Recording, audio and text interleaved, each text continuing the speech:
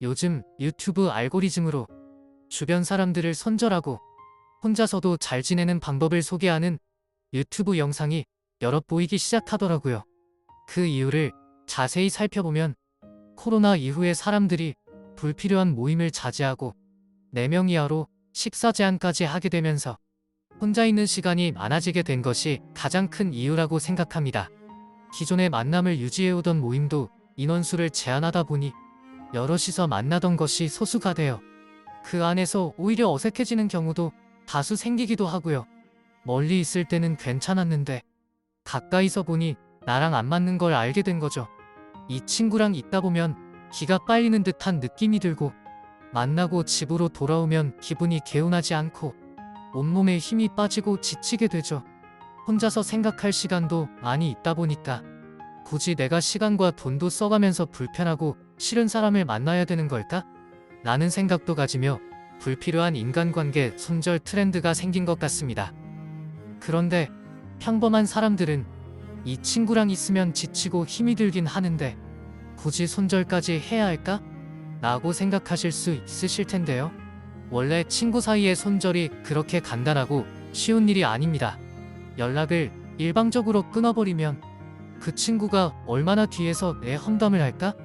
내가 나쁜 사람이 되어버리는 거 아닐까? 그냥 참고 지내는 게 맞지 않을까? 이런 생각이 맴돌며 본인을 괴롭힐 수도 있습니다. 하지만 이런 유형의 사람은 행복한 삶에 도움이 안 되는 경우가 많고 심지어는 악인인 경우도 있습니다. 그래서 손절하고 싶다면 지금부터 알려드릴 5가지 유형의 사람을 이 영상에 잘 지켜봤다가 피하는 것이 좋습니다. 사실 그들은 겉모습은 매력적이고 착한 모습으로 다가오는 경우가 많기 때문이죠. 1. 난 잘못한 거 없는데 무지한 사람. 이런 사람들의 첫 번째 특징은 자신의 잘못된 행동과 대화 패턴, 그리고 대인관계 문제점을 인식을 하지 못한다는 것입니다. 예를 들면 제가 지나가다 어떤 글을 봤는데 그 사람이 하는 말이 친구가 편도 3시간 반 거리를 자기가 우울하단 말만 듣고 지방에서 서울까지 올라와 줬는데 점심값을 더치페이를 했답니다. 돈이 없어서 나중에 사겠다고 말을 했지만 바로 다음날 미용실을 간다고 친구한테 말을 했대요. 우울한 사람이 미용실 가서 머리 파마할 돈은 있고 멀리서 와준 친구 밥 한 끼 살 돈은 없었던 겁니다. 이런 사람은 제가 예전에 만든 쇼츠 영상 탈무드에 이런 사람 손절해라에서도 나온 밥 안 사는 사람 유형에 속합니다. 게다가 심지어 그 글을 저 친구한테 손절당했어요 하면서 손절당한 사람이 글을 올린 것입니다. 자신은 도저히 이해를 못하겠다면서요. 이것이 자신의 잘못과 문제점을 인식하지 못한다는 말입니다. 이러한 현상은 매우 강력하고도 일관적으로 나타나는데 사회인지 능력이 저하되어 있는 것이죠. 이 사람이 이번 일 하나로 손절을 당했겠습니까? 꾸준히 지속적으로 이렇게 무지했기에 주변에서 버틸 수가 없었던 것이죠. 사회인지란 타인의 감정을 느끼고 공감하는 능력과 그에 비추어 자신의 마음 상태를 들여다보고 감정을 조절하고 성찰하는 정서 조절 능력을 말하는데요. 사회인지 능력이 부족한 사람들 중에는 사이코패스나 자폐증을 가진 사람들도 있으니 항상 경계해야 합니다. 2. 답정너인 사람. 특히 이런 사람들은 겉으론 상대방에게 대화를 요청하고 합리적인 문제 해결을 바라는 것처럼 보입니다. 소위 말하는 젠틀맨 스타일? 하지만 실제로 대화를 해보면 자기 이야기만 합니다. 타인과 소통을 통해 타협과 절충을 하는 모습은 없습니다. 답은 정해져 있는 것이죠. 내 입에서 그 사람이 원하는 말이 나오길 기다리는 사람입니다. 나의 진정한 속마음을 듣지 않는 것이죠. 그래서 마치 벽과 대화를 하는 것처럼 느끼게 되며 이 대화법이 지속되면 무력감을 느끼고 나중에는 분노까지 느끼게 됩니다. 이런 사람은 그렇게 보이지 않아도 상당히 이기적인 사람입니다. 친구한테 맞춰줄 생각이 1도 없으며 뭐든지 자기 위주이고 자기 말만 논리적이며 옳다고 생각하죠. 벽창호 스타일입니다. 내가 정신과 의사도 아닌데 이런 사람과 만나면 언제나 맞장구만 쳐줘야 합니다. 굉장히 피곤해집니다. 3. 필요할 때만 찾는 사람. 필요할 때 연락할 수 있죠. 그리고 도와주고 싶으면 도울 수도 있습니다. 하지만 평소에도 잘하는지를 봐야겠죠? 친구 사이에는 주고받는 것이 아니지 않냐 하실 수 있는데요. 제가 말하는 이런 사람의 특징은 고마움을 모릅니다. 말로는 고맙다고 하지만 앞뒤가 다른 유형입니다. 그리고 약속을 지키지 않는 경우가 많습니다.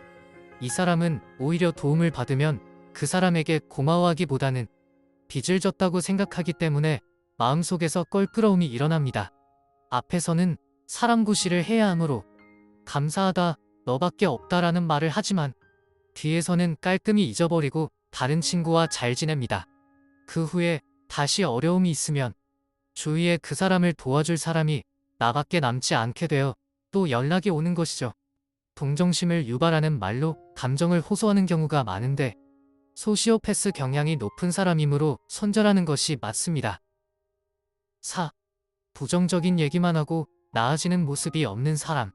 항상 모든 일에 부정적인 말만 하고 자신한테만 비관적인 것이 아니라 자신과 관련된 모두를 싸잡아서 비하합니다. 우리는 안 돼. 이러는 이유만을 찾고 그것에 대해 자랑하듯 이야기하죠. 이런 사람은 공감 능력도 특출나게 떨어지므로 친구가 불행한 일을 겪게 되어서 힘들더라도 내가 더 불행해, 내가 더 힘들어, 너의 상황은 지금 별거 아니야 라고 치부해버립니다. 진정한 친구는 나를 공감해주고 지지해주는 사람이 아닐까요? 5. 칭찬은 절대 안 하는 친구. 은근슬쩍 나를 낮춰서 자신의 자존감을 올리는 유형이 있습니다. 친구가 자기보다 잘 나가면 너무 질투가 나기 때문에 항상 친구의 모자란 점을 말하며 지적하고 웃음거리로 삼습니다. 네이버 웹툰에도 이런 소재의 만화가 있었는데요. 내 남편과 결혼해줘입니다. 전체의 내용은 다 얘기할 수 없고 전반적인 줄거리만 소개해드리면 여주인공에게는 하나뿐인 절친이 있었는데 매일 주인공의 외모를 비하하고 주인공의 인생을 별거 아닌 것처럼 취급하죠.